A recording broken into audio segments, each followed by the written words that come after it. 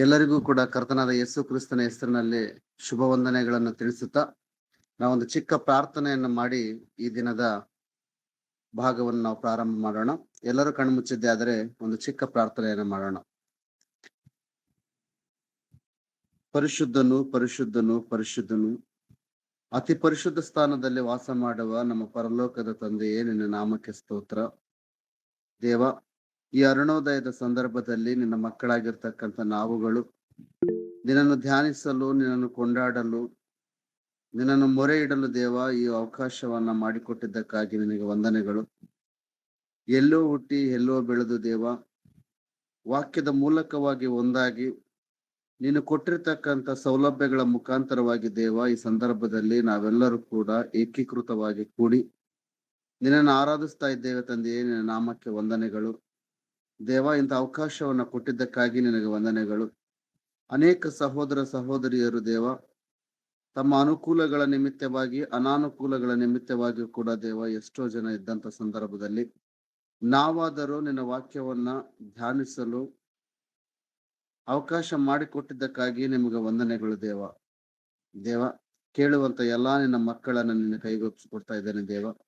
ತಮ್ಮ ಮನೋನೇತ್ರಗಳನ್ನು ತೆಗೆದು ದೇವ, ಉತ್ತಮವಾದಂತ ಜ್ಞಾನವನ್ನು ಅರಿತುಕೊಂಡು ಯಾವುದು ಸತ್ಯವೋ ಯಾವುದು ಅಸತ್ಯವೋ ಎಂಬುದನ್ನು ತಿಳಿದುಕೊಂಡು ದೇವ, ನಿನ್ನ ರಾಜ್ಯದ ನೀತಿಗಾಗಿ ದೇವ ತವಕ ಪಡುವ ಮಕ್ಕಳಾಗುವಂತೆ ನಿನ್ನ ಕೃಪೆಯನ್ನು ನೀಡು ದೇವ. ಬೋಧಿಸ್ತಕ್ಕಂಥ ನನ್ನನ್ನು ಕೂಡ ನಿನ್ನ ಕೈಗೊಪ್ಪಿಸ್ಕೊಡ್ತಾ ಇದ್ದೇನೆ ದೇವ.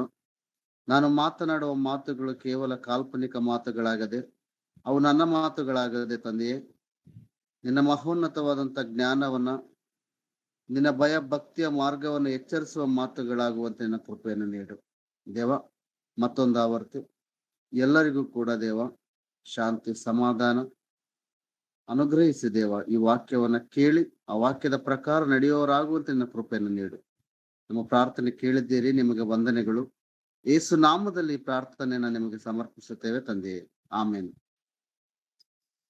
ಎಲ್ರಿಗೂ ಕೂಡ ವಂದನೆಗಳು ಸಿಸ್ಟರ್ ಅಂಡ್ ಬ್ರದರ್ಸ್. ನನ್ನ ವಾಯ್ಸ್ ಕೇಳ್ತಾ ಇದ್ದೇನೆ ಎಲ್ಲರಿಗೂ? ಕೇಳಿಸ್ತಾ ಇದೆ brother. Okay, thank you. So ಮತ್ತೊಂದು ಆವರ್ತಿ ತಂದೆಯಾದ ದೇವರ ಕೃಪೆಯಿಂದ ನನಗೆ ಒಂದು ಅವಕಾಶವನ್ನ ಮಾಡಿಕೊಟ್ಟಿರ್ತಕ್ಕಂಥ ನಮ್ಮ ಎಲ್ಲ ಸಹೋದರ ಸಹೋದರಿಯರಿಗೆ ನಾನು ವಂದನೆಗಳನ್ನು ತಿಳಿಸುತ್ತಾ, ಈ ದಿನ ನಾವು ಆಯ್ಕೆ ಮಾಡಿಕೊಂಡಿರ್ತಕ್ಕಂಥ ವೇದ ವಾಕ್ಯದ ಭಾಗವನ್ನ ನಾವು ಓದಿಕೊಳ್ಳೋಣ ಪ್ರಿಯರೇ. ಕೀರ್ತನೆಗಳ ಗ್ರಂಥ 128ನೇ ಅಧ್ಯಾಯ 1ನೇ ವಚನ. ಕೀರ್ತನೆಗಳ ಗ್ರಂಥ 128ನೇ ಅಧ್ಯಾಯ 1ನೇ ವಚನವನ್ನು ನಾವು ನೋಡೋಣ ಪ್ರಿಯರೇ. ಯೆಹೋವನಲ್ಲಿ ಭಯಭಕ್ತಿಯುಳ್ಳವರಾಗಿ ಆತನ ಮಾರ್ಗಗಳಲ್ಲಿ ನಡೆಯುವವನು ಧನ್ಯನು. ಸೂಪರ್. ಕೀರ್ತನೆಗಳು 128ನೇ ಅಧ್ಯಾಯದಲ್ಲಿ ಒಂದು ವಾಕ್ಯವನ್ನ ನಾನು ಆಯ್ಕೆ ಮಾಡ್ಕೊಂಡಿದ್ದೇನೆ ಪ್ರಿಯರೇ. ಯೆಹೋವನಲ್ಲಿ ಭಯಭಕ್ತಿಯುಳ್ಳವನಾಗಿ ಆತನ ಮಾರ್ಗಗಳಲ್ಲಿ ನಡೆಯುವವನು ಧನ್ಯನು. ಬಹಳ ಅದ್ಭುತವಾಗಿರ್ತಕ್ಕಂಥ ಮಾತು ಪ್ರಿಯರೇ. ಕರ್ತನಾದ ಯೇಸು ಕ್ರಿಸ್ತನ ಮಾರ್ಗದಲ್ಲಿ, ತಂದೆಯಾದ ದೇವರಲ್ಲಿ ಭಯಭಕ್ತಿಯುಳ್ಳವರಾಗಿ ನಡೆಯುವಂಥದ್ದು, ಆತನ ಮಾರ್ಗದಲ್ಲಿ ನಡೆಯುವಂಥದ್ದು ಎಷ್ಟು ಮುಖ್ಯ ಅನ್ನುವಂಥದ್ದನ್ನ ಈ ಸಾರಿ ನಾವು ಆಲೋಚನೆ ಮಾಡಿಕೊಳ್ಳೋಣ ಪ್ರಿಯರೇ. ಯಾಕಂತಂದ್ರೆ ಅನೇಕರು ವಾಕ್ಯವನ್ನ ಓದ್ತಾರೆ, ವಾಕ್ಯದ ಗ್ರಹಿಕೆಯನ್ನ ಮಾಡಿಕೊಳ್ಳದೆ ಮುಂದೆ ಹೋಗ್ತಾರೆ ಪ್ರಿಯರೇ. ಆದ್ರೆ ನಾವು ಆತರ ಮಾಡುವಂಥದ್ದು ಬೇಡ ಪ್ರಿಯರೇ. ಪ್ರತಿ ವಾಕ್ಯವೂ ಕೂಡ ಯಾವ ಅರ್ಥವನ್ನ ಕೊಡುತ್ತೆ, ಅಲ್ಲಿರ್ತಕ್ಕಂಥ ಉದ್ದೇಶವೇನು ಅಂತಕ್ಕಂಥದ್ದನ್ನ ನಾವು ಪಾಯಿಂಟ್ ಟು ಪಾಯಿಂಟ್ ಅರ್ಥ ಮಾಡ್ಕೊಳ್ಬೇಕಾಗಿರ್ತಕ್ಕಂಥದ್ದು ಬಹಳ ಅವಶ್ಯಕತೆ ಇದೆ ಪ್ರಿಯರೇ.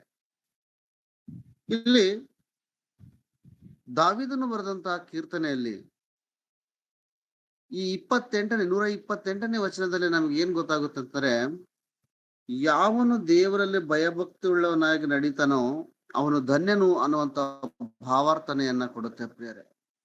ನಾವು ಯೆಹೋವನಲ್ಲಿ ಭಯಭಕ್ತಿ ಉಳ್ಳವನಾಗಿ ದೇವರ ಮಾರ್ಗದಲ್ಲಿ ನಡಿತೀವೋ ಅವರು ಧನ್ಯರು ಅಂತಕ್ಕಂಥದ್ದನ್ನ ಹೇಳ್ತಾನೆ. ಕೀರ್ತನೆಗಳ ಗ್ರಂಥವನ್ನ ಕ್ರಿಸ್ತ ಪೂರ್ವ 500ರಿಂದ 1000 ವರ್ಷಗಳ ಹಿಂದೆ ಬರೆದಿರ್ತಕ್ಕಂಥದ್ದು ಪ್ರಿಯರೇ ಇತಿಹಾಸದಲ್ಲಿ. ಈ ಕೀರ್ತನೆಗಳನ್ನ ಎಲ್ಲವನ್ನೂ ಕೂಡ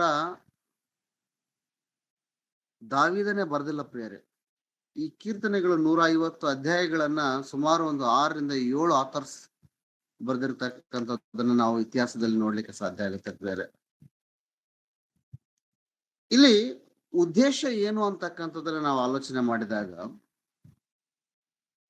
ಯೆಹೋವನಲ್ಲಿ ಭಯಭಕ್ತಿಯುಳ್ಳವನಾಗಿ ಆತನ ಮಾರ್ಗಗಳಲ್ಲಿ ನಡೆಯುವವನು ಧನ್ಯನು ಅಂತಂದ್ರೆ, ಯೆಹೋವನ ಮಾರ್ಗವನ್ನ ನಡೆದಿರ್ತಕ್ಕಂಥವ್ರು ಎಷ್ಟು ಜನ ಅನ್ನುವಂಥದ್ದನ್ನ ನಾವು ಆಲೋಚನೆ ಮಾಡಬೇಕಾಗುತ್ತೆ. ಯಾಕಂದ್ರೆ ಈ ವಾಕ್ಯವು ಬರೆದಿರ್ತಕ್ಕಂಥದ್ದು ಕ್ರಿಸ್ತ ಪೂರ್ವ 500ರಿಂದ 1000 ವರ್ಷಗಳ ಹಿಂದೆ ಪ್ರೇರೆ. ಯೆಹೋವನಲ್ಲಿ ಭಯಭಕ್ತಿ ಉಳ್ಳವನಾಗಿ ನಡೆಯುವವನು ಧನ್ಯನು ಅನ್ನುವಂತ ಮಾತನ್ನ ಎಷ್ಟು ಜನ ಆಲಿಸಿಕೊಂಡಿದ್ದಾರೆ? ಆಲಿಸಿಕೊಂಡಿದ್ದೇ ಆದರೆ ಅದರ ರಿಸಲ್ಟ್ ಏನಾಗಿತ್ತು ಅಂತಕ್ಕಂಥದ್ದನ್ನು ಕೂಡ ನಾವು ಆಲೋಚನೆ ಮಾಡಬೇಕು ಪ್ರಿಯರೇ. ಯಾಕಂದ್ರೆ ದೇವರು ಅನೇಕ ವಚನಗಳನ್ನ ತನ್ನ ಪ್ರವಾದನೆ ಗ್ರಂಥಗಳಲ್ಲಿ ಅನೇಕ ಪ್ರವಕ್ತರ ಮುಖಾಂತರವಾಗಿ ಕೆಲವು ಅಭಿಪ್ರಾಯಗಳನ್ನ ದೇವರು ವ್ಯಕ್ತಪಡಿಸಿದ್ದಾನೆ ಪ್ರಿಯರೇ. ನಾವು ಹೆಂಗಿರ್ಬೇಕು, ಯಾವ ರೀತಿ ಇರಬೇಕು, ನಮ್ಮ ಭಯಭಕ್ತಿ ಜೀವನ ಯಾವ ರೀತಿ ಇರಬೇಕು ಅಂತಕ್ಕಂಥದ್ದನ್ನ ಹೇಳಿದಾನೆ ಪ್ರಿಯರೇ. ಅದೇ ರೀತಿ ಮುಂದಾಗುವಂತ ಅನೇಕ ಸಂಗತಿಗಳನ್ನು ಕೂಡ ಪ್ರವಾದಿಗಳ ಮುಖಾಂತರವಾಗಿ ನಮಗೆ ಅನೇಕ ಸಂಗತಿಗಳನ್ನ ತಿಳಿಯಪಡಿಸಿದ್ದಾನೆ ಪ್ರಿಯರೇ. ಆದಾಗ್ಯೂ ಕೂಡ ಮನುಷ್ಯರಾದಂತ ನಾವು ದೇವರ ಮಾರ್ಗದಲ್ಲಿ ನಡೆದಿದ್ದೇವಾ ಅನ್ನುವಂಥದ್ದು ಪ್ರಮುಖ ಪ್ರಶ್ನೆ ಪ್ರಿಯರೇ. ಒಂದು ವೇಳೆ ನಾವು ನಡೆದಿದ್ದೇ ಆದರೆ, ದೇವರಲ್ಲಿ ಭಯಭಕ್ತಿಯುಳ್ಳವರಾಗಿ ನಾವು ನಡೆದಿದ್ದೇ ಆದರೆ ನಮ್ಮ ಜೀವಿತ ಯಾವ ರೀತಿ ಇರುತ್ತೆ ಅಂತಕ್ಕಂಥದ್ದನ್ನ ಕೂಡ ದೇವರು ಆ ವಿಷಯವನ್ನ ನಮಗೆ ತಿಳಿಸಿದ್ದಾನೆ ಪ್ರಿಯರೇ. ಕೀರ್ತನೆಗಳ ಗ್ರಂಥ 1ನೇ ಅಧ್ಯಾಯ 3ನೇ ವಚನ ಪ್ರಿಯರೇ. ಕೀರ್ತನೆಗಳ ಗ್ರಂಥ 1ನೇ ಅಧ್ಯಾಯ 3ನೇ ವಚನ ನಮ್ಗೆ ಏನ್ ಹೇಳುತ್ತಂದ್ರೆ, ಯಾವನು ದೇವರಿಗೆ ಭಯಭಕ್ತಿಯುಳ್ಳಾಗಿ ನಡೀತಾನೋ ಆ ವ್ಯಕ್ತಿಯ ಜೀವಿತ ಯಾವ ರೀತಿ ಇರುತ್ತೆ ಅಂತಕ್ಕಂಥ ಅದ್ಭುತವಾಗಿರ್ತಕ್ಕಂಥ ಸನ್ನಿವೇಶವನ್ನ ಉದಾಹರಣೆ ಮೂಲಕ ದೇವರು ಹೇಳ್ತಾನೆ. ದಯವಿಟ್ಟು ಬಂದಿರ್ತಕ್ಕಂಥ ನನ್ನ ಸಹೋದರ ಸಹೋದರಿಯರು ಆ ವಾಕ್ಯವನ್ನ ನೀವು ಗಮನಿಸಿದ್ದೇ ಆದರೆ, ನಾವು ದೇವರಿಗೆ ಭಯಭಕ್ತಿ ಉಳ್ಳವರಾಗಿ ನಡೆದಿದ್ದೇ ಆದರೆ ನಮ್ಮ ಜೀವಿತ ಯಾವ ರೀತಿ ಇರುತ್ತೆ ಅಂತಕ್ಕಂಥ ಒಂದು ಉದಾಹರಣೆಯನ್ನ ದೇವರು ಇದೇ ಗ್ರಂಥದಲ್ಲಿ ದಾವೀದನ ಮುಖಾಂತರವಾಗಿ ಹೇಳ್ತಿದ್ದಾನೆ ಪ್ರಿಯರೇ. ಕೀರ್ತನೆಗಳ ಗ್ರಂಥ 1ನೇ ಅಧ್ಯಾಯ 3ನೇ ವಚನ ಪ್ರಿಯರೇ. ಅವನು ನೀರಿನ ಕಾಲುವೆಗಳ ಬಳಿಯಲ್ಲಿ ಬೆಳೆದಿರುವ ಮರದ ಹಾಗಿರುವನು. ಅಂತ ಮರವು ತಕ್ಕ ಕಾಲದಲ್ಲಿ ಫಲ ಕೊಡ್ತದಲ್ಲ, ಅದರ ಎಲೆ ಬಾಡುವುದೇ ಇಲ್ಲ.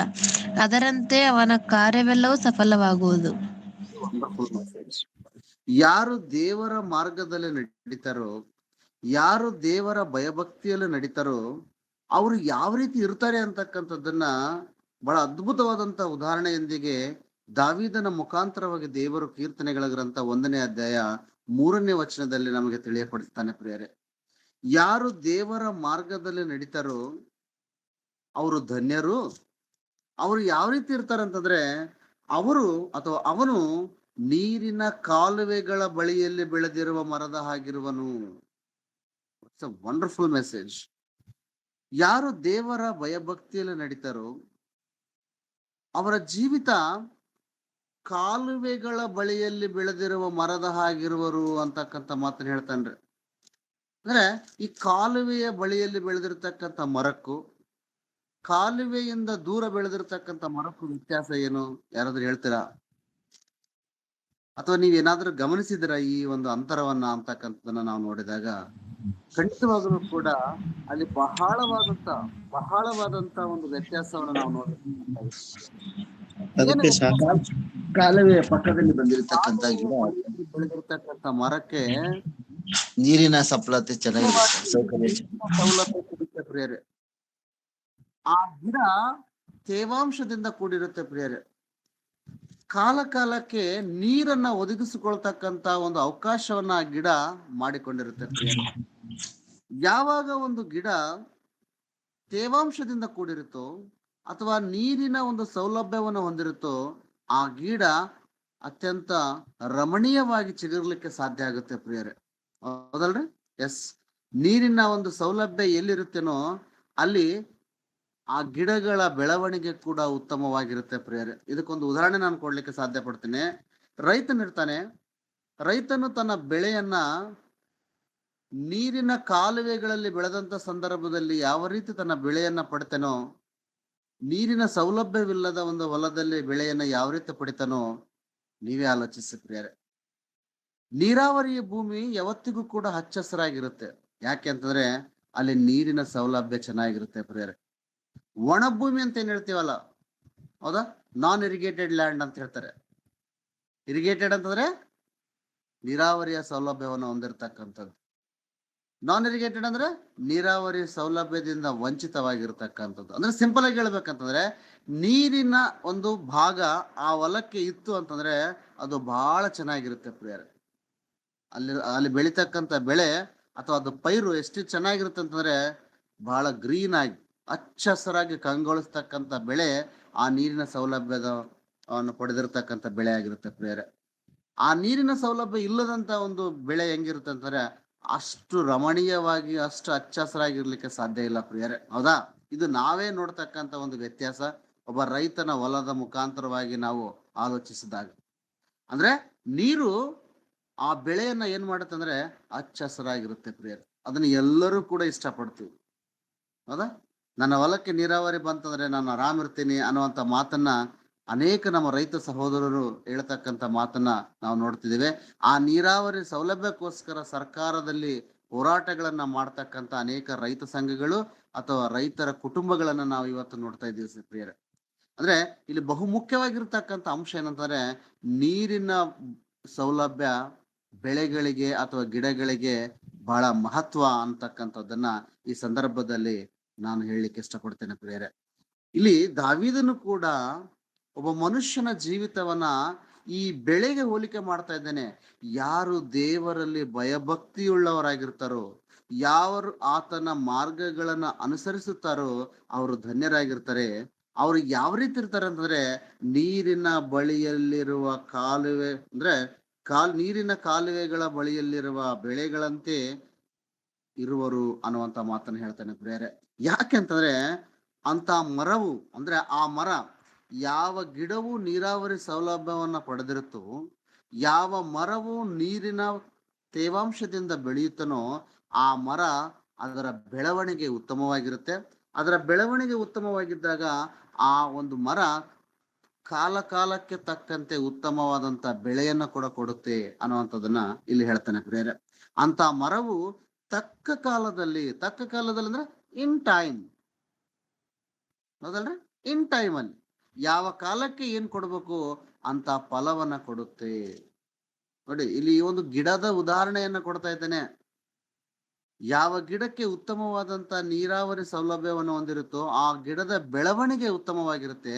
ಅದು ತಕ್ಕ ಕಾಲದಲ್ಲಿ ಫಲ ಕೊಡುತ್ತದಲ್ಲ ಅನ್ನುವಂಥದ್ದನ್ನ ಹೇಳ್ತಾನೆ ಪ್ರಿಯರೇ, ಹೌದಾ.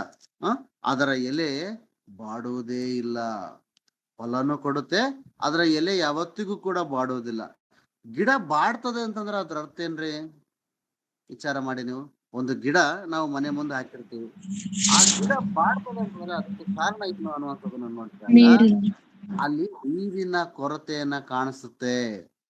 ನೀರಿನ ತೇವಾಂಶದ ಕೊರತೆ ಆ ಗಿಡದಲ್ಲಿ ಕಾಣಿಸುತ್ತೆ. ಆ ತೇವಾಂಶದ ಕೊರತೆ ಕಂಡಂತ ಸಂದರ್ಭದಲ್ಲಿ ಆ ಗಿಡ ಏನಾಗ್ಲಿಕ್ಕೆ ಸಾಧ್ಯ ಆಗುತ್ತೆ ಪ್ರಿಯರೇ? ಹಚ್ಚ ಹಸಿರಾಗ್ಲಿಕ್ಕೆ ಸಾಧ್ಯ ಇಲ್ಲ. ಬದಲಾಗಿ ಅದರ ಎಲೆಗಳೆಲ್ಲ ಕೂಡ ಬಾಡಿ ಹೋಗುತ್ತೆ ಪ್ರಿಯರೇ, ಹೌದಾ. ಸೊ ಅದೇ ರೀತಿ ಅದರಂತೆ ಅವನ ಕಾರ್ಯವೆಲ್ಲವೂ ಸಫಲವಾಗುವುದು. ಇಲ್ಲಿ ಮನುಷ್ಯನ ಜೀವಿತಕ್ಕೆ ಉದಾಹರಣೆಯನ್ನ ಕೊಡ್ತಾನೆ. ಯಾರು ದೇವರ ಮಾರ್ಗದಲ್ಲಿ ನಡೀತಾರೋ ಅವರು ನೀರಿನ ಕಾಲುವೆಯ ಬಳಿಯಲ್ಲಿರ್ತಕ್ಕಂಥ ಗಿಡದ ತರ ಅದು ಕಾಲ ಕಾಲಕ್ಕೆ ತಕ್ಕ ಫಲವನ್ನು ಕೊಡುತ್ತದೆ. ಅಂದ್ರೆ ಅರ್ಥ ಏನಪ್ಪಾ ಅಂತಾರೆ, ಯಾರು ದೇವರಲ್ಲಿ ಭಯಭಕ್ತಿ ಉಳ್ಳವರಾಗಿರ್ತಾರೋ ಅವರು ತಾವು ಮಾಡ್ತಕ್ಕಂಥ ಪ್ರತಿ ಕಾರ್ಯದಲ್ಲಿ ಕೂಡ ಉತ್ತಮವಾದಂತ ಫಲಿತಾಂಶವನ್ನ ಪಡಿತಕ್ಕಂಥವರಾಗಿರ್ತಾರೆ ಅನ್ನುವಂಥದ್ದನ್ನು ಹೇಳ್ತಾನ್ರಿ. ಆತನು ಮಾಡುವಂತ ಪ್ರತಿ ಕಾರ್ಯದೊಂದಿಗೂ ಕೂಡ ದೇವರ ಚಿತ್ತ, ದೇವರ ಅನುಗ್ರಹ, ದೇವರ ಆಶೀರ್ವಾದವೂ ಇರುತ್ತೆ ಅಂತಕ್ಕಂಥದ್ದನ್ನ ಈ ಒಂದು ಸೌಮ್ಯದ ರೂಪಾಂತರವಾಗಿ ದೇವರು ನಮ್ಮ ಜೀವಿತಗಳನ್ನ ಹೇಳ್ತಾ ಇದ್ದಾನೆ ಪ್ರಿಯರೇ.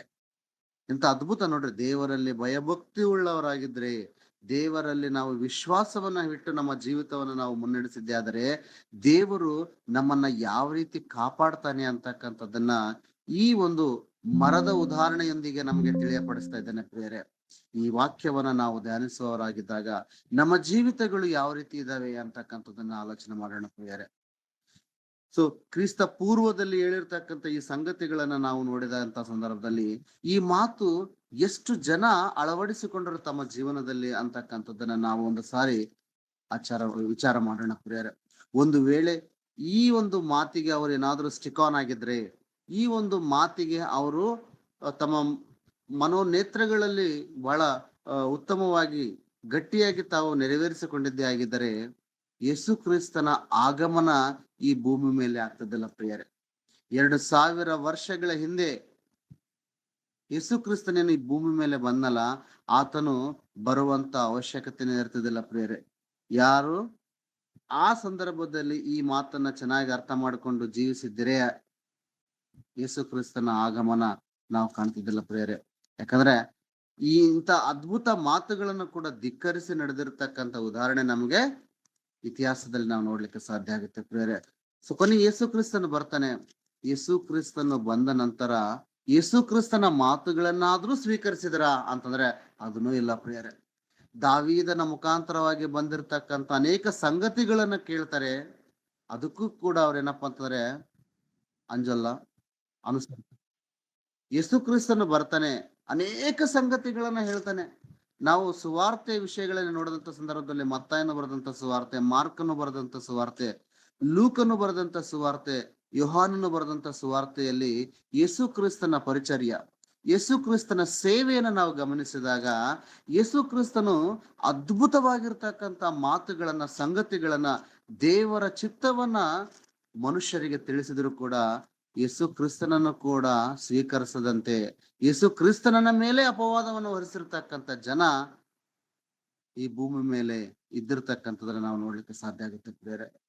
ಯೇಸು ಕ್ರಿಸ್ತನ ಈ ಭೂಮಿ ಮೇಲೆ ಬಂದು ಇತಿಹಾಸದ ಮುಖಾಂತರವಾಗಿ ನಾವು ಹೇಳಲಿಕ್ಕೆ ಸಾಧ್ಯ ಆಗುತ್ತೆ ಏನಪ್ಪಾ ಅಂದ್ರೆ ಕೇವಲ 3.5 ವರ್ಷ ಆತನ ಸುವಾರ್ತೆಯನ್ನ ಮಾಡಿದ ಪ್ರಿಯರೇ. ಆ 3.5 ವರ್ಷದಲ್ಲಿ ಆತನು ಮಾಡಿರ್ತಕ್ಕಂಥ ಸುವಾರ್ತೆ ಇವತ್ತು ಪ್ರಪಂಚದ ಎಲ್ಲಾ ಪ್ರದೇಶದ ಮೇಲೆ, ಪ್ರಪಂಚದ ಎಲ್ಲಾ ದೇಶಗಳು ಕೂಡ ಇವತ್ತು ಹಬ್ಬಿರ್ತಕ್ಕಂಥದನ್ನ ನಾವು ನೋಡಿದ್ದೆ. ಆದರೆ ಅದರ ಒಂದು ಶಕ್ತಿ ಯಾವ ರೀತಿ ಇದೆ ಅಂತಕ್ಕಂಥದ್ದನ್ನ ಈ ಸಂದರ್ಭದಲ್ಲಿ ನಾವು ವಿಚಾರ ಮಾಡಬೇಕು ಪ್ರಿಯರೇ. ಈ ದೇಶಗಳಲ್ಲಿ ಸುಮಾರು ಒಂದು 200 ದೇಶಗಳಕ್ಕಿಂತಲೂ ಜಾಸ್ತಿ, 267 ದೇಶಗಳಿಗಿಂತಲೂ ಕೂಡ ಜಾಸ್ತಿ ದೇಶಗಳನ್ನ ನಾವು ಈ ಪ್ರಪಂಚದಲ್ಲಿ ನೋಡ್ಲಿಕ್ಕೆ ಸಾಧ್ಯ ಆಗುತ್ತೆ ಪ್ರಿಯರೇ. ಈ ಪ್ರಪಂಚದ ಎಲ್ಲಾ ದೇಶದ ನೆಲಕ್ಕೂ ಕೂಡ ಸುವಾರ್ತೆ ಅಂತಕ್ಕಂಥದ್ದು ಹೋಗಿದೆ ಅಂತಂದ್ರೆ ಅದು ಯೇಸು ಕ್ರಿಸ್ತನ ಮಾತಿಗಿರ್ತಕ್ಕಂಥ ಶಕ್ತಿ ಪ್ರಿಯರೇ. ಅದು ಕ್ರೈಸ್ತನಾಗಿ ಎಲ್ರು ಕೂಡ ಹೆಮ್ಮೆ ಪಡತಕ್ಕಂಥ ವಿಚಾರ ಏನಂತಂದ್ರೆ ನಿಜವಾದಂತ ಮಾತು ಈ ಭೂಮಿಯ ಮೇಲೆಲ್ಲ ತುಂಬಿ ಅದು ಪಸರಿಸಿದೆ ಅಂತಕ್ಕಂಥದನ್ನ ಹೆಮ್ಮೆಯಿಂದ ಹೇಳ್ಕೊಳ್ತಕ್ಕಂಥದ್ದು ಪ್ರಿಯರೇ. ಅನೇಕ ದೇಶಗಳು ಪ್ರಾರಂಭದಲ್ಲಿ ಇದನ್ನ ಧಿಕ್ಕರಿಸಿದ್ರು ಕೂಡ, ಅನೇಕ ದೇಶದಲ್ಲಿ ಈ ಒಂದು ವಾಕ್ಯವಾದ ಭಾಗವನ್ನ ತೆಗೆದುಕೊಂಡು ಹೋಗಿರ್ತಕ್ಕಂಥ ಜನರನ್ನ ಸಾಯಿಸಿದ್ರು ಕೂಡ ಇವತ್ತು ಪ್ರಪಂಚದ ಎಲ್ಲಾ ಮೂಲೆಗಳಲ್ಲೂ ಕೂಡ ಯೇಸು ಕ್ರಿಸ್ತನ ಸುವಾರ್ತೆ, ಮರಣ, ಸಮಾಧಿ, ಪುನರುತ್ಥಾನದ ಸನ್ನಿವೇಶವನ್ನ ಇವತ್ತು ಎಕ್ಸ್ಪ್ಲೇನ್ ಮಾಡುವಂತ ಸ್ಥಿತಿಗೆ ಬಂದಿದೆ ಅಂತಂದ್ರೆ ಈ ಒಂದು ಬುಕ್ಕಿಗೆ ಇರ್ತಕ್ಕಂಥ ಶಕ್ತಿ ಎಂತದ್ದು ಒಂದು ಸಾರಿ ನೀವು ಆಲೋಚನೆ ಮಾಡ್ರಿ ಪ್ರಿಯರೇ. ಒಂದು ಕಾಲದಲ್ಲಿ ಚೈನಾದಲ್ಲಿ, ನಮ್ಮ ದೇಶದ ಬಹಳ ಹತ್ತಿರದಲ್ಲಿರ್ತಕ್ಕಂಥ ಒಂದು ಕಮ್ಯುನಿಸ್ಟ್ ದೇಶ ಚೈನಾ ಪ್ರಿಯರೇ. ಚೈನಾದಲ್ಲಿ ಬೈಬಲ್ ಮತ್ತು ಬೈಬಲ್ಗೆ ಸಂಬಂಧಪಟ್ಟಿರ್ತಕ್ಕಂಥ ಸುವಾರ್ತೆ ಯಾರು ಮಾಡ್ತಾರೋ ಅವರ ಮೇಲೆ ಬಹಳ ಕಠಿಣ ಕ್ರಮವನ್ನು ತೆಗೆದುಕೊಳ್ತಕ್ಕಂಥದ್ದು ಅನೇಕ ದೇಶಗಳಲ್ಲಿ ಚೈನಾ ಕೂಡ ಒಂದಾಗಿತ್ತು ಪ್ರಿಯರೇ. ಆದ್ರೆ ಅದೇ ಚೈನಾದಲ್ಲಿ ಇವತ್ತು ಅನೇಕ ವಿಶ್ವಾಸಿಗಳನ್ನ ನಾವು ನೋಡ್ಲಿಕ್ಕೆ ಸಾಧ್ಯ ಆಗುತ್ತೆ ಪ್ರಿಯರೇ. ನಾನು ಅನ್ನುವಂತ ಒಂದು ದೇಶದಲ್ಲಿ ಕೂಡ ಇವತ್ತು ದೇವರ ವಾಕ್ಯವನ್ನ ನಾವು ನೋಡ್ಲಿಕ್ಕೆ ಸಾಧ್ಯ ಆಗುತ್ತೆ. ಅಂದ್ರೆ ಇದರ ಶಕ್ತಿ ಅಂತದ್ದು ಒಂದು ಸಾರಿ ನಾವು ಆಲೋಚನೆ ಮಾಡೋಣ ಪ್ರಿಯರೇ. ಅಂತ ಶಕ್ತಿ, ಅಂತ ಜೀವವುಳ್ಳ ವಾಕ್ಯ ನಾವು ಕೈಯಲ್ಲಿ ಇಟ್ಕೊಂಡಿರ್ತಕ್ಕಂಥ ಈ ಬೈಬಲ್ ನಲ್ಲಿ ಇರ್ತಕ್ಕಂಥ ವಾಕ್ಯ ಪ್ರಿಯರೇ. ಯಾಕಂದ್ರೆ ವಾಸ್ತವಿಕ ಸಂಗತಿಗಳು ಈ ಬೈಬಲ್ ನಲ್ಲಿ ಇದೆ ಹೊರತು ಕಲ್ಪನಾತ್ಮಕ ಕಥೆಗಳು ಈ ಬೈಬಲ್ ನಲ್ಲಿ ಇಲ್ಲ ಪ್ರಿಯರೇ. ನಾವು ಅದನ್ನೇ ನಾವು ಜನರಿಗೆ ತಿಳಿಯಪಡಿಸಬೇಕಾಗಿರ್ತಕ್ಕಂಥದ್ದು. ಇದು ಯಾವುದೇ ರೀತಿ ಏನಪ್ಪಾ ಅಂತಂದ್ರೆ ಕಲ್ಪನಾ ಕಥೆಯಿಂದ ನಿರ್ಮಿತಗೊಂಡಿರ್ತಕ್ಕಂಥ ಪುಸ್ತಕ ಅಲ್ಲ ಪ್ರಿಯರೇ. ಇದು ಪ್ರತಿ ಮಾನವನ ಜೀವಿತವನ್ನ ಉತ್ತಮಗೊಳಿಸ್ತಕ್ಕಂಥ ಒಂದು ಪುಸ್ತಕ ಈ ಬೈಬಲ್ ಪ್ರಿಯರೇ. ಯಾಕಂದ್ರೆ ಬೈಬಲ್ ಅಂತಕ್ಕಂಥದ್ದು ದೇವರ ಮನಸ್ಸಾಗಿರೋದ್ರಿಂದ, ದೇವರ ಮನಸ್ಸನ್ನ ಹೇಳ್ತಕ್ಕಂಥ ಪ್ರಪಂಚದ ಏಕೈಕ ಪುಸ್ತಕ ಯಾವ್ದಾದ್ರು ಇದೆ ಅಂದ್ರೆ ದಟ್ ಇಸ್ ದ ಬೈಬಲ್ ಪ್ರಿಯರೇ. ಈ ಪ್ರಪಂಚದಲ್ಲಿ ಅತ್ಯಂತ ಹೆಚ್ಚಿನ ರೂಪದಲ್ಲಿ ಸೇಲ್ ಆಗಿರ್ತಕ್ಕಂಥ ಪುಸ್ತಕ ಗಿನ್ನೆಸ್ ಬುಕ್ ಆಫ್ ವರ್ಲ್ಡ್, ಅದರಲ್ಲಿ ನಮೂದಾಗಿರ್ತಕ್ಕಂಥ ಒಂದು ಪುಸ್ತಕ ಯಾವ್ದಾದ್ರು ಇದೆ ಅಂತಂದ್ರೆ ದಟ್ ಈಸ್ ದ ಬೈಬಲ್. ಪ್ರಪಂಚದ ಸುಮಾರು ಭಾಷೆಗಳಿಗೆ ತರ್ಜುಮೆಗೊಂಡಿರ್ತಕ್ಕಂಥ ಪುಸ್ತಕ ಯಾವ್ದಾದ್ರು ಇದೆ ಅಂದ್ರೆ ದಟ್ ಈಸ್ ದ ಬೈಬಲ್. ಪ್ರಪಂಚದ ಎಲ್ಲಾ ದೇಶದ ಆಲ್ಮೋಸ್ಟ್ ಎಲ್ಲಾ ಭಾಷೆಗಳಿಗೆ ತರ್ಜುಮೆಗೊಂಡಿರ್ತಕ್ಕಂಥ ಪುಸ್ತಕ ಬೈಬಲ್ ಪ್ರಿಯರ. ಪ್ರಿಂಟಿಂಗ್ ಮಿಷನ್ ಆದ ನಂತರ ಮುದ್ರಿತಗೊಂಡಿರ್ತಕ್ಕಂಥ ಪ್ರಥಮ ಪುಸ್ತಕ ಯಾವ್ದಪ್ಪ ಅಂತಂದ್ರೆ ಅದು ಬೈಬಲ್ ಪ್ರಿಯರ, ಅದು ಬೈಬಲ್. ನೋಡಿ, ಈ ಬೈಬಲ್ಗಿರ್ತಕ್ಕಂಥ ವಿಶೇಷತೆ ಏನಪ್ಪಾ ಅಂತಂದ್ರೆ, ಸುಮಾರು ಇಷ್ಟು ಪುಸ್ತಕಗಳಿದೆ ಪ್ರಿಯರೇ. ಸುಮಾರು ಎಷ್ಟು ಒಟ್ಟಾರೆ ಪುಟಗಳನ್ನ ನಾವು ನೋಡಿದಂತ ಸಂದರ್ಭದಲ್ಲಿ ಸುಮಾರು ಇಷ್ಟು ಒಂದು ಪುಸ್ತಕಗಳನ್ನ ನಾವು ನೋಡ್ಲಿಕ್ಕೆ, ಅಂದ್ರೆ ಇಷ್ಟೊಂದು 1000-1500 ಇರ್ತಕ್ಕಂಥ ಪುಟಗಳ ಪುಸ್ತಕವನ್ನು ನಾವು ನೋಡಿದಾಗ ಅತ್ಯಂತ ಚೀಪ್ ರೇಟಿಗೆ ಸಿಗತಕ್ಕಂಥ ಪುಸ್ತಕ ಯಾವ್ದಂದ್ರೆ ಬೈಬಲ್ ಪ್ರಿಯರೇ. ಸುಮಾರು ಒಂದು 200 ರೂಪಾಯಿ ಅಥವಾ 300 ರೂಪಾಯಿ ಒಳಗೆ ನಮಗೆ ಬೈಬಲ್ ಸಿಗುತ್ತೆ. ಹೌದಾ? ಯಾವ ಪುಸ್ತಕ ಸಿಗುತ್ತೆ ರೀ? ವಿಚಾರ ಮಾಡಿ. ನಮ್ಮ ಮನೆಯಲ್ಲಿ ನಮ್ಮ ಮಕ್ಕಳು LKG UKG ಓದ್ತಿರ್ತಾರೆ.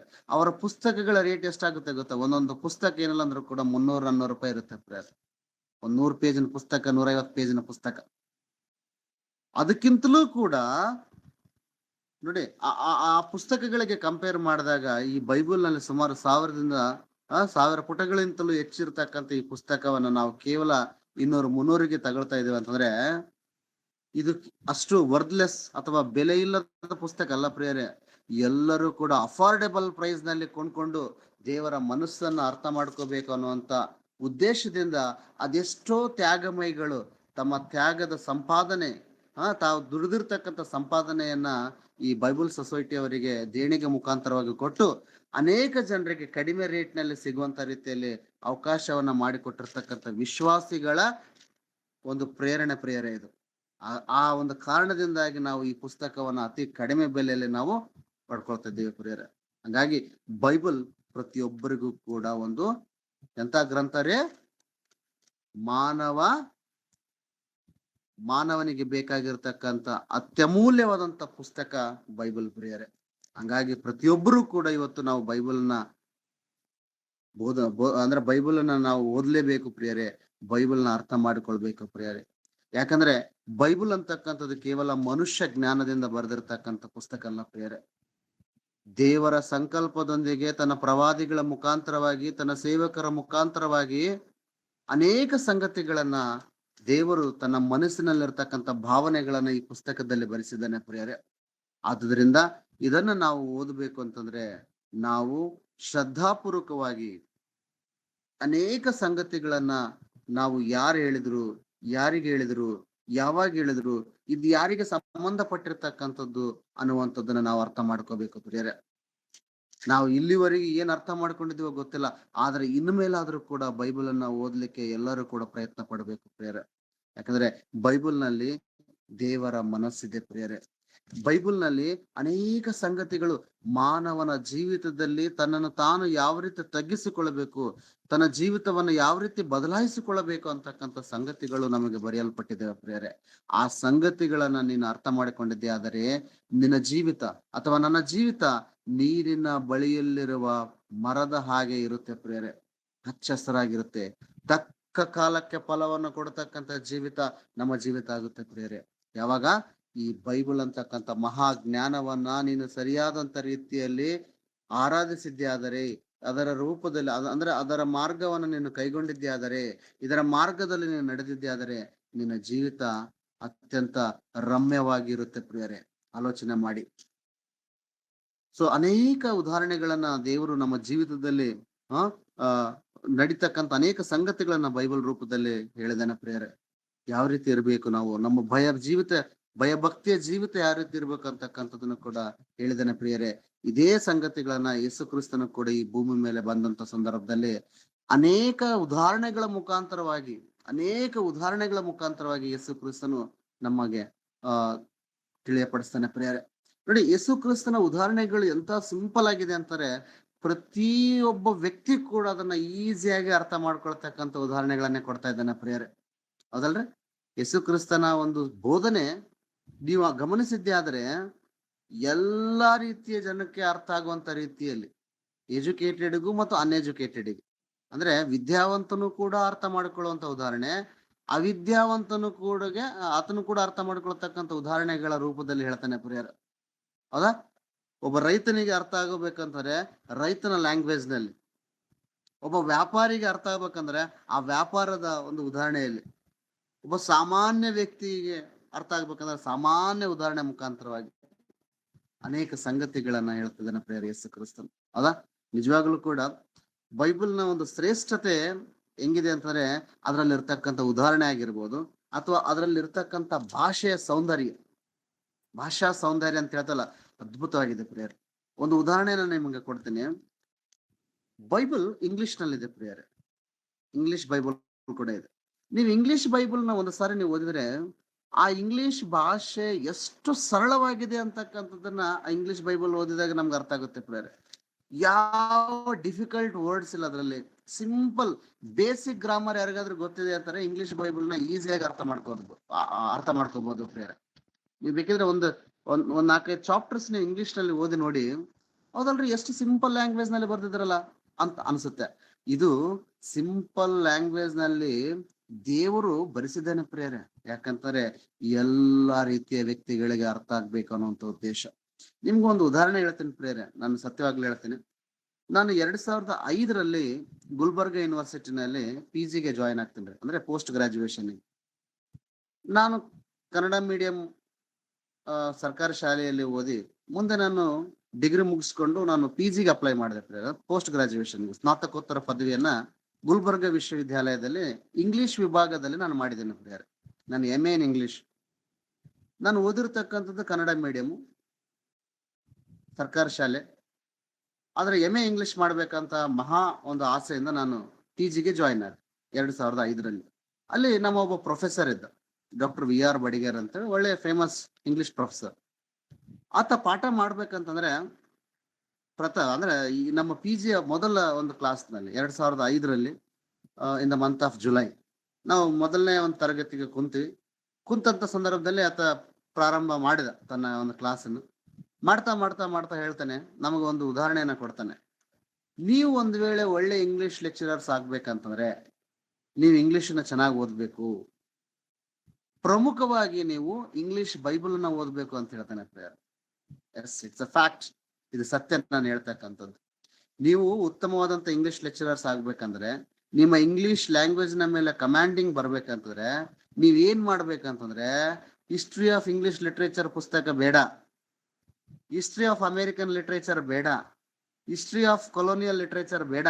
ಮೊದಲನೇದಾಗಿ ನೀವು ಏನ್ ಮಾಡಿ ಅಂತಂದ್ರೆ ಇವತ್ತಿಂದಲೇ ನೀವು ಇಂಗ್ಲಿಷ್ ಬೈಬಲ್ ಅನ್ನ ಓದಿ ಅಂತಕ್ಕಂಥ ಮಾತನ್ನ ಹೇಳಿದ ಪ್ರಿಯರೇ. ನನಗೆ ಆಶ್ಚರ್ಯ ಆಯ್ತು.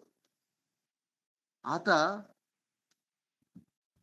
ಕ್ರೈಸ್ತೇತರ ವ್ಯಕ್ತಿ ಆ ಬೈಬಲ್ ಶ್ರೇಷ್ಠತೆ ಬಗ್ಗೆ ಹೇಳ್ತಾನಲ್ಲ ಏನು ಅಂತಕ್ಕಂಥದನ್ನ ಬಹಳ ಉತ್ಸಾಹದಿಂದ ನಾನು ಆ ವ್ಯಕ್ತಿಯ ಮಾತುಗಳನ್ನ ನಾನು ಕೇಳಿದಂತ ಸಂದರ್ಭದಲ್ಲಿ ಆತ ಹೇಳ್ತಾನೆ, ಇಂಗ್ಲಿಷ್ ಲ್ಯಾಂಗ್ವೇಜ್ ನೀವು ಈಸಿಯಾಗಿ ಅರ್ಥ ಮಾಡ್ಕೋಬೇಕಂದ್ರೆ ಇಂಗ್ಲಿಷ್ ಬೈಬಲ್ನ ಓದಿ, ಅಲ್ಲಿರ್ತಕ್ಕಂಥ ಲ್ಯಾಂಗ್ವೇಜ್ ಬೇರೆ ಯಾವ ಪುಸ್ತಕದಲ್ಲಿ ಇಲ್ಲ ಅಂತಕ್ಕಂಥದನ್ನ ಹೇಳ್ತಾನೆ ಪ್ರಿಯರೇ. ನನಗೆ ಬಹಳ ಖುಷಿ ಆಯ್ತು. ಅಬ್ಬಾ, ದೇವರು ಎಂತ ಸಂಕಲ್ಪವನ್ನ ಬೈಬಲ್ ಮುಖಾಂತರವಾಗಿ ಜನಕ್ಕೆ ಹೇಳ್ತಾ ಇದ್ದಾನಲ್ಲ ಅಂತಕ್ಕಂಥದ್ದು. ನಿಜವಾಗ್ಲೂ ಪ್ರಿಯರೇ, ನಾನು ಇಮಿಡಿಯೇಟ್ ಆಗಿ ಅದೇ ಸಂದರ್ಭದಲ್ಲಿ ನಾನು ಕನ್ನಡ ಬೈಬಲ್ನೇ ಓದಿರ್ತಕ್ಕಂಥನು, ಅಲ್ಲಿವರೆಗೂ ನಾನು ಇಂಗ್ಲಿಷ್ ಬೈಬಲೇ ಓದಿಲ್ಲ ಪ್ರಿಯರೇ. ಇದು ಸತ್ಯ.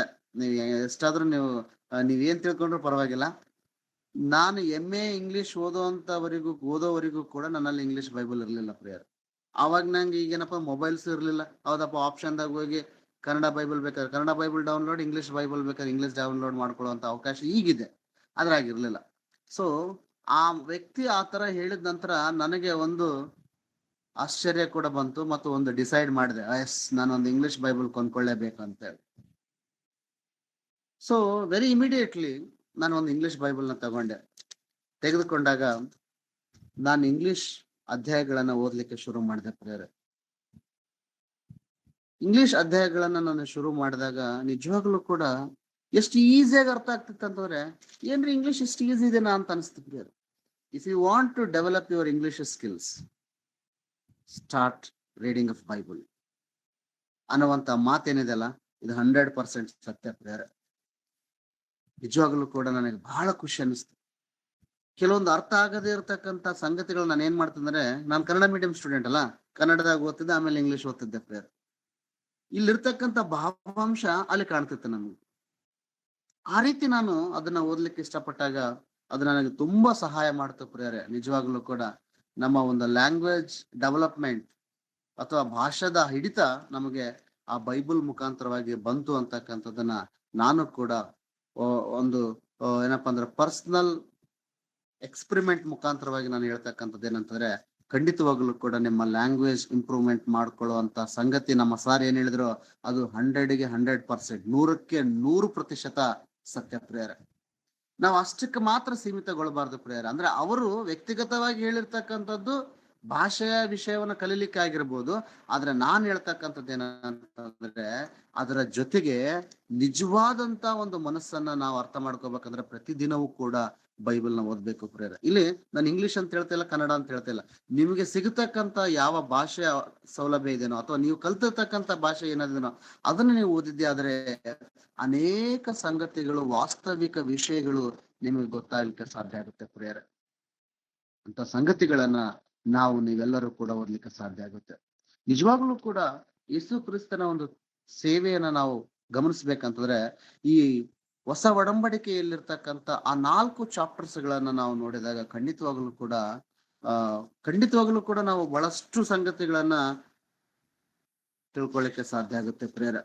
ಆ ಸಂಗತಿಗಳು ಎಂತವು ಅಂತಕ್ಕಂಥದ್ದನ್ನ ನಾವು ವಿಚಾರ ಮಾಡಿದಾಗ ನಾವು ರಕ್ಷಣೆಯ ಮಾರ್ಗದಲ್ಲಿ ನಡೀತಕ್ಕಂಥ ಅನೇಕ ಸಂಗತಿಗಳನ್ನ ನಾವು ನೋಡ್ಲಿಕ್ಕೆ ಸಾಧ್ಯ ಆಗುತ್ತೆ ಅನ್ನುವಂಥದ್ದನ್ನ ನಾವು ಕಂಡ್ಕೊಳ್ಳಿಕ್ಕೆ ಸಾಧ್ಯ ಆಗುತ್ತೆ ಪ್ರಿಯರೇ.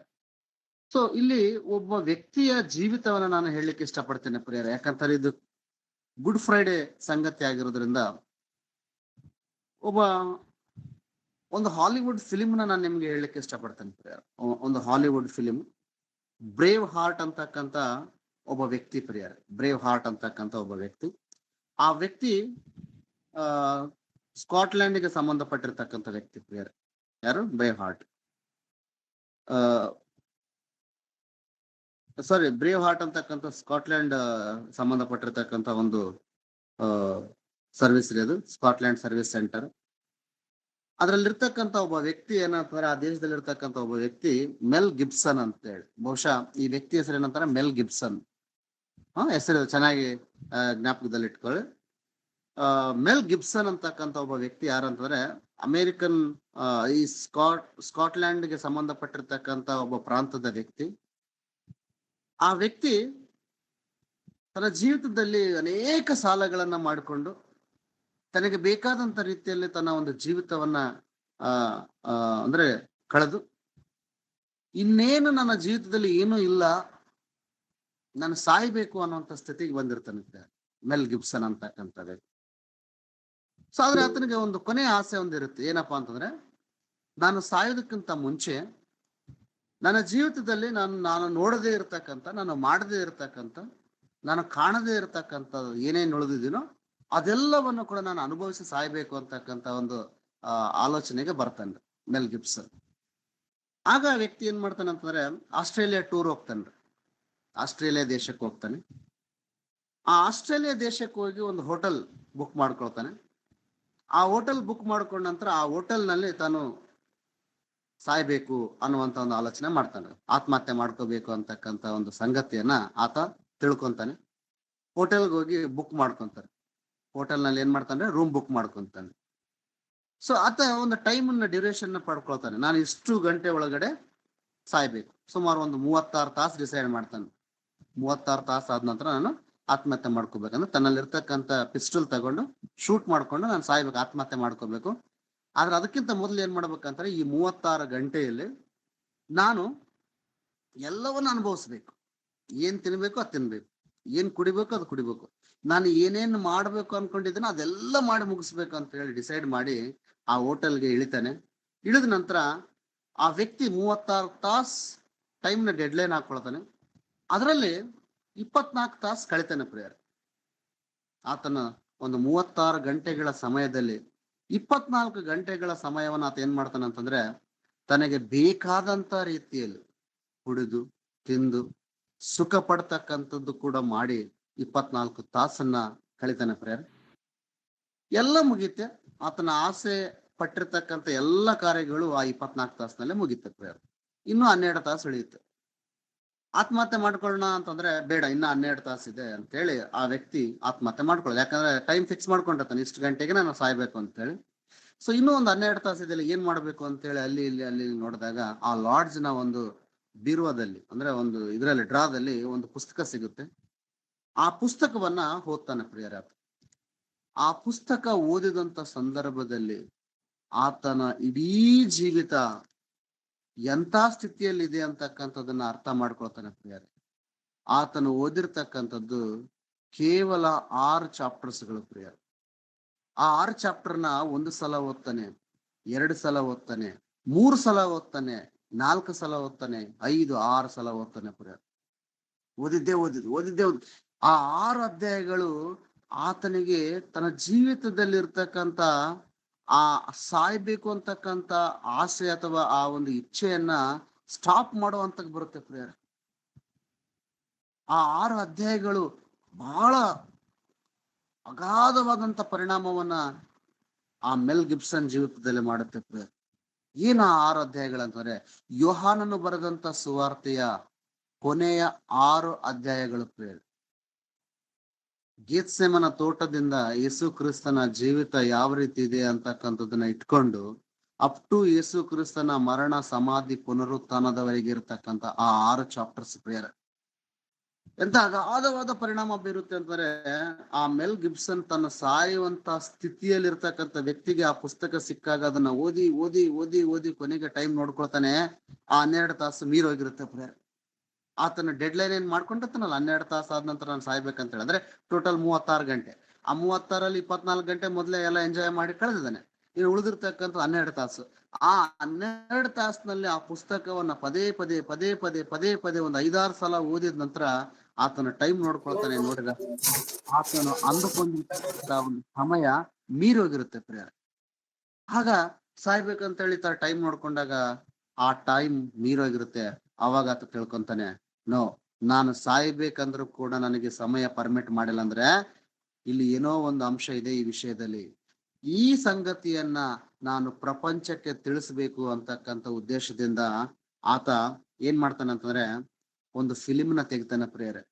ಆ ಫಿಲಿಂ ಇವತ್ತು ನಾವೆಲ್ಲರೂ ಕೂಡ ಇಷ್ಟಪಡ್ತಕ್ಕಂಥ 1.5 ತಾಸು ಇರ್ತಕ್ಕಂಥ ಮೂವಿ ಅದ್ಯಾವ್ದಪ್ಪ ಅಂತಂದ್ರೆ ದ ಪ್ಯಾಷನ್ ಆಫ್ ಕ್ರೈಸ್ಟ್ ಅಂತ ಹೇಳಿ.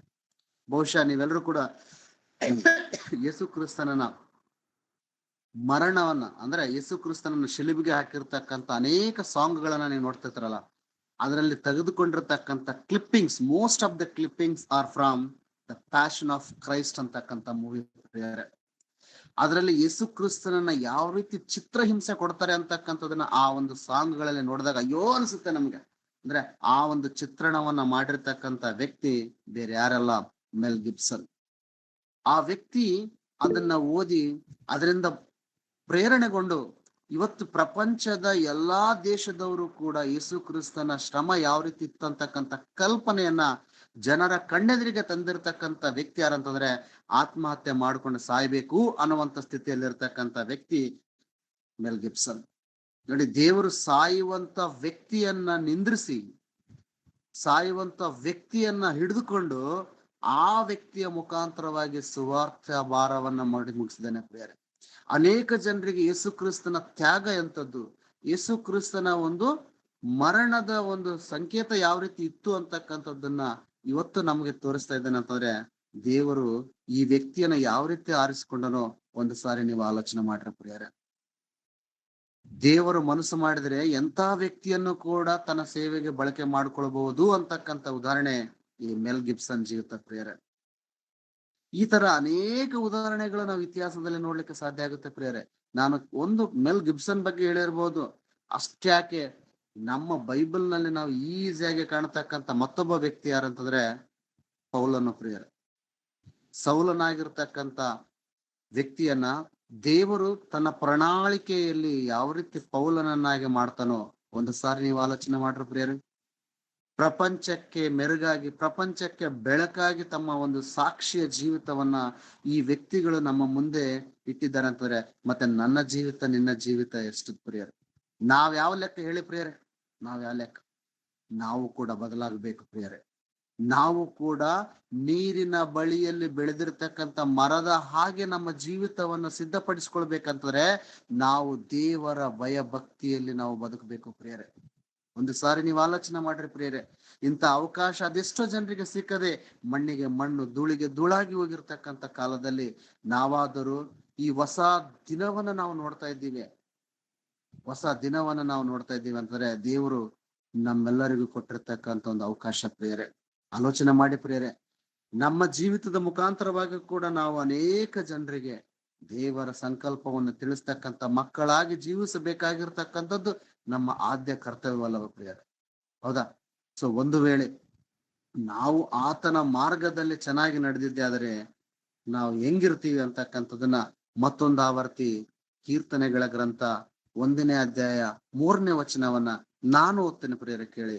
ಅವನು ನೀರಿನ ಕಾಲುವೆಗಳ ಬಳಿಯಲ್ಲಿ ಬೆಳೆದಿರುವ ಮರದ ಹಾಗಿರುವನು. ಅಂತ ಮರವು ತಕ್ಕ ಕಾಲದಲ್ಲಿ ಫಲ ಕೊಡುತ್ತದಲ್ಲ, ಅದರ ಎಲೆ ಬಾಡುವುದೇ ಇಲ್ಲ. ಅದರಂತೆ ಅವನ ಕಾರ್ಯವೆಲ್ಲವೂ ಸಫಲವಾಗುವುದು. ಒಂದು ವೇಳೆ ನೀನು ದೇವರ ಭಯಭಕ್ತಿಯಲ್ಲಿ ನೀನು ನಡೆದಿದ್ದೆ ಆದರೆ ನೀನು ಅನ್ಕೊಂಡಿರ್ತಕ್ಕಂಥ ಪ್ರತಿಯೊಂದನ್ನು ಕೂಡ ದೇವರು ನಮಗೆ ಏನ್ ಮಾಡ್ತಾನೆ ಅಂತಂದ್ರೆ ಸಾಕಾರ ಮಾಡ್ಕೊಡ್ತಾನೆ, ಅದನ್ನ ಸಫಲ ಮಾಡ್ತಾನೆ ಅಂತಕ್ಕಂಥದನ್ನ ನಾನು ಹೇಳಲಿಕ್ಕೆ ಇಷ್ಟಪಡ್ತಿದ್ದೇನೆ ಪ್ರಿಯರೇ. ಆದ್ದರಿಂದ ಕರ್ತನಲ್ಲಿ ಪ್ರೀತಿಯುಳ್ಳ ಸಹೋದರ ಸಹೋದರಿಯರೇ, ನಾವು ಪ್ರತಿದಿನವೂ ಕೂಡ ನಾವು ದೇವರ ಒಂದು ಮಾರ್ಗದಲ್ಲಿ, ದೇವರ ಅನ್ಯೋನ್ಯತೆಯಲ್ಲಿ, ದೇವರ ಸಹವಾಸದಲ್ಲಿ ನಾವು ಬದಲಾಗ್ಬೇಕಂತಂದ್ರೆ ನಾವೆಲ್ಲರೂ ಕೂಡ ದೇವರಲ್ಲಿ, ದೇವರ ಜ್ಞಾನದಲ್ಲಿ ಏಕೀಕೃತವಾಗಿ ದೇವರ ಮನಸ್ಸನ್ನ ಅರ್ಥ ಮಾಡ್ಕೊಳ್ತಕ್ಕಂಥ ಮಕ್ಕಳಾಗಿ ಲೋಕದಲ್ಲಿ ಜೀವಿಸಬೇಕಾಗಿದೆ ಪ್ರಿಯರೇ. ಇದೇ ನಮಗೆ ಬೇಕಾಗಿರ್ತಕ್ಕಂಥ ಆದ್ಯ ಕೆಲಸ ಆಗಿದೆ ಪ್ರಿಯರೇ. ಆದುದರಿಂದ ನನ್ನ ಸಹೋದರ ಸಹೋದರಿಯರೇ, ನಾವು ಎಲ್ಲೇ ಇದ್ರು ಕೂಡ, ನಾವು ಹೇಗೆ ಇದ್ರು ಕೂಡ ನಾವು ದೇವರನ್ನ ಸ್ವೀಕರಿಸಿಕೊಂಡು ದೇವರ ಮಾರ್ಗದಲ್ಲಿ, ದೇವರ ಭಯಭಕ್ತಿಯಲ್ಲಿ ನಾವೇನಪ್ಪಾ ಅಂತಂದ್ರೆ ಬದುಕಬೇಕಾಗಿರ್ತಕ್ಕಂಥದ್ದು ನಮ್ಮ ನಿಮ್ಮ ಕರ್ತವ್ಯ ಪ್ರಿಯರೇ. ಇಬ್ರಿಯರಿಗೆ ಬರೆದ ಪತ್ರಿಕೆ 6ನೇ ಅಧ್ಯಾಯ 4ನೇ ವಚನವನ್ನ ನಾನು ಓದಿ ಮುಗಿಸ್ಲಿಕ್ಕೆ ಇಷ್ಟಪಡ್ತೇನೆ ಪ್ರಿಯರೇ. ಇಬ್ರಿಯರಿಗೆ ಬರೆದ ಪತ್ರಿಕೆ 6ನೇ ಅಧ್ಯಾಯ 4ನೇ ವಚನವನ್ನ ನಾವೆಲ್ಲರೂ ಕೂಡ ನೋಡೋಣ ಪ್ರಿಯರೇ. ಒಂದು ಸಾರಿ ಜ್ಞಾನ ಪ್ರಕಾಶದಲ್ಲಿ ಸೇರಿ ಪರಲೋಕದಿಂದಾದ ದಾನವು ಅನುಭವವನ್ನು ಹೊಂದಿ ಪವಿತ್ರಾತ್ಮನ ವರದಲ್ಲಿ ಪಾಲುಗಾರರಾಗಿ ದೇವರ ವಾಕ್ಯವನ್ನು ಶ್ರೇಷ್ಠತೆಯನ್ನು ಮುಂದಣ ಯುಗದ ಮಹತ್ವವನ್ನು ಅನುಭವಿಸಿದವರು ಭ್ರಷ್ಟರಾದರೆ ಅವರಲ್ಲಿ ತಿರುಗಿ ಮಾನಸಾಂತರವನ್ನು ಹುಟ್ಟುವುದು ಅಸಾಧ್ಯ. ಯಾಕೆಂದರೆ ಅವನು ತಮ್ಮ ಪಾಲಿಗೆ ದೇವರು ಮಗನನ್ನು ಪುನಃ ಶಿಲುಬೆಗೆ ಹಾಕುವವರು, ಆತನನ್ನು ಎಲ್ಲರ ಮುಂದೆ ಅವಮಾನ ಪಡಿಸುವವರು ಆಗಿದ್ದಾರೆ. ಸಾಕಪ್ಪ. Thank you. ಇಲ್ಲಿ ಹೇಳ್ತಕ್ಕಂತ ಒಂದು ಸನ್ನಿವೇಶ ನಿಮ್ಗೆ ಹೇಳ್ತೇನೆ ಪ್ರಿಯರೇ. ದೇವರನ್ನ ವಿಶ್ವಾಸಿಸಿ, ದೇವರನ್ನ ನಂಬಿ, ದೇವರ ಮಾರ್ಗದಲ್ಲಿ ನಡೆದು ಮತ್ತೆ ನಾವೇನಾದ್ರೂ ತಪ್ಪಿದ್ದೆ ಆದರೆ ನಮ್ಮ ಜೀವಿತ ಬಹಳ ಕಷ್ಟ ಅನ್ನುವಂಥದ್ದನ್ನ ಹೇಳ್ತಾನೆ ಪ್ರಿಯರೇ. ವಾಕ್ಯವನ್ನ ಕೇಳ್ತೀವಿ, ವಾಕ್ಯವನ್ನ ಅರ್ಥ ಮಾಡ್ಕೊಳ್ತೀವಿ, ವಾಕ್ಯದ ಪ್ರಕಾರ ನಡೆದು ನಂತರ ಏನಪ್ಪಾ ಅಂತಂದ್ರೆ ಯಾವುದೋ ಒಂದು ಲೋಭಕ್ಕೆ ಒಳಗಾಗಿ ನಾವು ದೇವರನ್ನ ಬಿಟ್ಟಿದ್ದೆ ಆದರೆ ನಮ್ಮ ಜೀವಿತ ಮತ್ತೆ ಸರಿ ಮಾಡುವಂಥದ್ದು ಬಹಳ ಕಷ್ಟ ಅಂತ ಹೇಳ್ತಾನೆ ಪ್ರಿಯರೇ. ಆದುದರಿಂದ ನನ್ನ ಸಹೋದರ ಸಹೋದರಿಯರೇ, ನಾವು ದೇವರನ್ನ ಅರ್ಥಕೊಂಡಿದ್ದೀವಿ, ದೇವರ ಮಕ್ಕಳಾಗಿದ್ದೀವಿ, ದೇವರ ಕರ್ತನಾದ ಯೇಸು ಕ್ರಿಸ್ತನ ಹೆಸರಿನ ಮುಖಾಂತರವಾಗಿ ದೀಕ್ಷಾ ಸ್ನಾನ ಮಾಡಿಸಿಕೊಂಡು ನಾವು ಮಾನಸಾಂತರಗೊಂಡು ನಾವು ಮತ್ತೆ ಅದೇ ಮಾರ್ಗಕ್ಕೆ ನಾವೇನಾದ್ರೂ ಮುಖ ಮಾಡಿದ್ರೆ ನಮ್ಮನ್ನ ನಾವು ತಿದ್ದಿಕೊಳ್ಳುವಂಥದ್ದು ಬಹಳ ಕಷ್ಟ ಅನ್ನುವಂತ ಎಚ್ಚರಿಕೆಯನ್ನು ಕೊಡ್ತಾನೆ ಪ್ರಿಯರೇ. ಒಂದು ಸಾರಿ ಜ್ಞಾನ ಪ್ರಕಾಶದಲ್ಲಿ ಸೇರಿ ಅಂದ್ರೆ ಜ್ಞಾನದ ಮಾರ್ಗದಲ್ಲಿ ನಡೆದು ಬೆಳಕಿನ ಮಾರ್ಗದಲ್ಲಿ ನೀನು ನಡೆದು ಪರಲೋಕದಿಂದಾದ ದಾನದ ಅನುಭವವನ್ನು ಹೊಂದಿ ನೀನು ಎಲ್ಲವನ್ನು ಕೂಡ ಅನುಭವಿಸಿ ರಕ್ಷಣೆಯನ್ನ ಹೊಂದಿ ಮಾನಸಾಂತರಗೊಂಡು ಜ್ಞಾನದಲ್ಲಿ ವಿವೇಕದಲ್ಲಿ ಬೆಳಕಿನಲ್ಲಿ ನಡೆದು ಪವಿತ್ರಾತ್ಮ ವರದಲ್ಲಿ ಪಾಲುಗಾರರಾಗಿ ದೇವರ ವಾಕ್ಯದ ಶ್ರೇಷ್ಠತೆಯನ್ನ ಮುಂದಣ ಯುಗದ ಮಹತ್ವವನ್ನು ಅನುಭವಿಸಿದವರು ಭ್ರಷ್ಟರಾದರೆ, ಒಂದು ವೇಳೆ ಎಲ್ಲವನ್ನ ತಿಳಿದುಕೊಂಡು ಎಲ್ಲ ಗೊತ್ತದ ಬಿಡ್ರಿ ನಮಗ ಅಂತೇಳಿ ನೀನೇನಾದ್ರೂ ಉದಾಸೀನತೆ ತೋರಿಸಿದ್ದೆ ಆದ್ರೆ ಅಥವಾ ದೇವರಿಗೆ ಹಿಮ್ಮುಖವಾಗಿ ನೀನು ಹೋದ್ರೆ ನಿನ್ನನ್ನು ಸರಿ ಮಾಡ್ತಕ್ಕಂಥದ್ದು ಬಹಳ ಕಷ್ಟ ಅಂತ ಹೇಳ್ತಾನೆ. ಇದು ಕ್ರೈಸ್ತರಾದಂತ ದೇವರನ್ನ ಸ್ವೀಕರಿಸಿರ್ತಕ್ಕಂಥ ನಮಗೆ ಎಚ್ಚರಿಕೆ ಪ್ರಿಯರೇ. ಒಂದು ಸಾರಿ ನೀನು ದೇವರ ಮಾರ್ಗದಲ್ಲಿ ನಡೆದಿದ್ದೆ ಆದರೆ ನಿನ್ನ ಜೀವಿತ ಹೆಂಗಿರುತ್ತೆ? ಕಾಲುವೆಯ ಬಳಿಯಲ್ಲಿ ಬೆಳೆದಿರತಕ್ಕಂಥ ಮರದ ಹಾಗೆ ಹಚ್ಚ ಹಸಿರಿಂದ ಇರುತ್ತೆ ಅನ್ನುವಂಥದ್ದನ್ನ ನಾವು ನೋಡಿದ್ವಿ. ಓಕೆ, ಗುಡ್, ನಮ್ಮ ಲೈಫ್ ಬದಲಾಗುತ್ತೆ ದೇವರನ್ನ ನಂಬಿದ ನಂತರ ತಪ್ಪಿದರೆ ನಿನ್ನನ್ನು ಸರಿ ಮಾಡೋದು ಇನ್ನೂ ಕಷ್ಟ ಅಂತ ಹೇಳ್ತಾನೆ. ಹೌದಲ್ರಿ? ನಮ್ಮ ಸಹೋದರಿಗೆ ಅದೆಷ್ಟೋ ಜನ ವಾಕ್ಯವನ್ನ ಕೇಳಿ ವಾಕ್ಯದ ಶ್ರೇಷ್ಠತೆಯನ್ನು ಅನುಭವಿಸಿ ವಾಕ್ಯದ ಮುಖಾಂತರವಾಗಿ ರಕ್ಷಣೆಯನ್ನ ಹೊಂದಿದಿರುವಂತರೂ ಕೂಡ ಅನೇಕ ಜನರು ತಪ್ಪಿ ಹೋಗ್ತಾ ಇದ್ದಾರೆ ಪ್ರಿಯರೇ. ಅವರಿಗೋಸ್ಕರ ನಾವು ಎಚ್ಚರ ಮಾಡೋಣ, ಅವರಿಗೋಸ್ಕರ ನಾವು ಏನ್ ಮಾಡೋಣ ಅಂತಂದ್ರೆ ಪ್ರಾರ್ಥನೆ ಮಾಡೋಣ. ಅಂತ ಜೀವಿತದಿಂದ ನೀನು ಮಿಸ್ ಆದ್ರೆ ಮತ್ತೆ ನಿನ್ನನ್ನು ಸರಿಪಡಿಸ್ತಕ್ಕಂಥದ್ದು ತುಂಬಾ ಕಷ್ಟ ಅಂತ ಹೇಳ್ತಾನೆ ಪ್ರಿಯರೇ. ವಾಕ್ಯದ ಶ್ರೇಷ್ಠತೆಯನ್ನ ಮುಂದಣ ಯುಗದ ಮಹತ್ವವನ್ನು ಅನುಭವಿಸಿದವರು ಭ್ರಷ್ಟರಾದರೆ ಅವರಲ್ಲಿ ತಿರುಗಿ ಮಾನಸಾಂತರವನ್ನು ಹುಟ್ಟಿಸುವುದು ಅಸಾಧ್ಯ. ಹಂಗಾಗಿ ನನ್ನ ಸಹೋದರ ಸಹೋದರಿಯರೇ, ನಾವು ಬಿದ್ದು ಹೋಗದ ಹಾಗೆ ನಮ್ಮ ಭಕ್ತಿ ಜೀವಿತವನ್ನ ಗಟ್ಟಿಯಾಗಿ ಮಾಡಿಕೊಳ್ಳೋಣ ಪ್ರಿಯರೇ. ಒಂದು ಸಾರಿ ವಾಕ್ಯದ ಶ್ರೇಷ್ಠತೆಯನ್ನು ಅನುಭವಿಸಿ ವಾಕ್ಯವನ್ನ ಅರ್ಥ ಮಾಡಿಕೊಂಡು ವಾಕ್ಯದ ಮುಖಾಂತರವಾಗಿ ರಕ್ಷಣೆಯನ್ನು ಹೊಂದಿ ನಮ್ಮ ಜೀವಿತವನ್ನ ಮತ್ತೆ ಪಾಪದ ಜೀವಿತಕ್ಕೆ ನಾವು ತಿರುಗಿದರೆ ಮತ್ತೆ ನಾವು ಲೈನ್ಗೆ ಬರುವಂತದ್ದು, ಟ್ರ್ಯಾಕ್ಗೆ ಬರುವಂತದ್ದು ತುಂಬಾ ಕಷ್ಟ ಅನ್ನುವಂಥದ್ದನ್ನ ಇಲ್ಲಿ ಹೇಳ್ತೇನೆ ಪ್ರಿಯರೇ.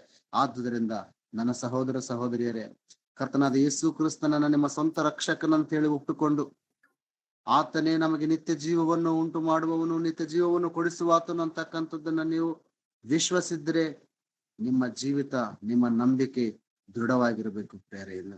ನಾವು ಕೊನೆಯವರೆಗೂ ಕೂಡ ಆ ವಿಶ್ವಾಸವನ್ನೇ ನಾವು ಇಟ್ಕೊಂಡು ಹೋಗ್ಬೇಕು ಪ್ರಿಯರೇ. ಒಂದು ವೇಳೆ ನೀನೇನಾದ್ರೂ ತಪ್ಪಿದ್ರೆ ನಿನ್ನ ಸರಿ ಮಾಡ್ತಕ್ಕಂಥ ಕೆಲಸ ಅಷ್ಟು ಈಸಿ ಅಲ್ಲ ಪ್ರಿಯರೇ. ಯಾಕಂದ್ರೆ ಹೇಳ್ಲಿಕ್ಕೆ ಹೋದವ್ರಿಗೆಲ್ಲ ಹೇಳ್ತಾನೆ, ನನಗೆಲ್ಲ ಗೊತ್ತದ ಬಿಡ್ರಿ, ನೀವೇನ್ ಹೇಳ್ತೀರಿ, ನನಗ್ ಗೊತ್ತದ, ನಾನು ಬೈಬಲ್ ಓದಿನಿ, ನಾನು ರಕ್ಷಣೆ ಹೊಂದಿನಿ ಅನ್ನುವಂತ ಮಾತುಗಳನ್ನ ಹೇಳ್ತಕ್ಕಂಥ ಅನೇಕ ಸಹೋದರರನ್ನ ನಾವು ನೋಡಲ್ವಾ ಪ್ರಿಯರೇ? ನೋಡ್ತಾ ಇದೀವಿ ಪ್ರಿಯರೇ. ನೀನೇನ್ ಹೇಳ್ತ, ಎಲ್ಲ ಗೊತ್ತದ ನನಗಂತ ಹೇಳ್ತಾರೆ. ಆ ಭಾವನೆ ನಮಗೆ ಬರುವಂತದ್ದು ಬೇಡ ರೀ. ಆ ಭಾವನೆ ಬರುವಂತದ್ದು ಏನಂದ್ರೆ ನಮ್ಮ ಭಕ್ತಿ ಜೀವಿತದಲ್ಲಿ ನಾವು ಫೇಲ್ ಆಗಿದ್ದೀವಿ ಅನ್ನುವಂತ ಲಕ್ಷಣ ಪ್ರಿಯರೇ.